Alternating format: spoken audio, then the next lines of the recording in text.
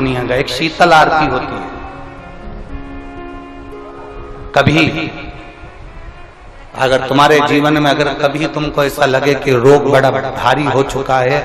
और बहुत भारी रोग मुझे घेरता जा रहा है, या डॉक्टर को दिखाने जा रहे हो और तुम्हें ऐसा लग रहा है कि डॉक्टर कोई बड़ी बीमारी बताएगा, तो उस समय पर शीतल आरती का प्रयोग करें। एक पुष्प हाथ की हथेली में रख लीजिए, एक पुष्प हाथ की हथेली में रख लीजिए, और यहां तक शास्त्र कहता है अगर हो सके तो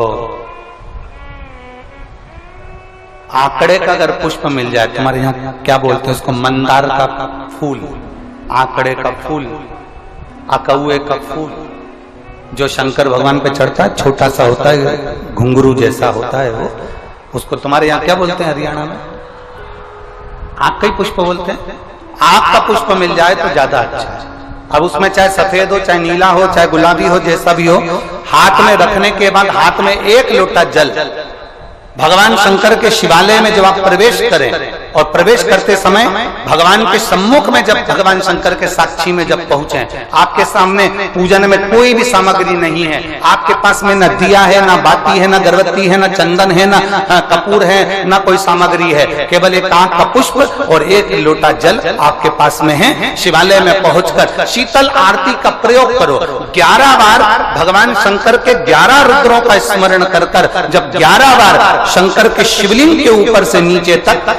कलश को जब घुमाया जाता है, और घुमाने के बाद वो आग का जो पुष्प है वो अशोक सुंदरी वाली जगह पर समर्पित कर कर भगवान शंकर को जो जल चढ़ाया जाता है, जो जल समर्पित किया जाता है,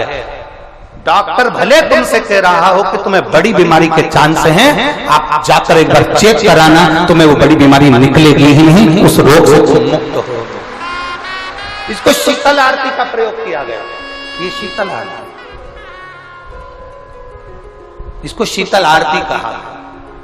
शिव की प्राप्ति का, एक रोग से मुक्त होने का। अब आपसे कोई कहे कि ये शीतल आरती का प्रयोग सबसे पहले किस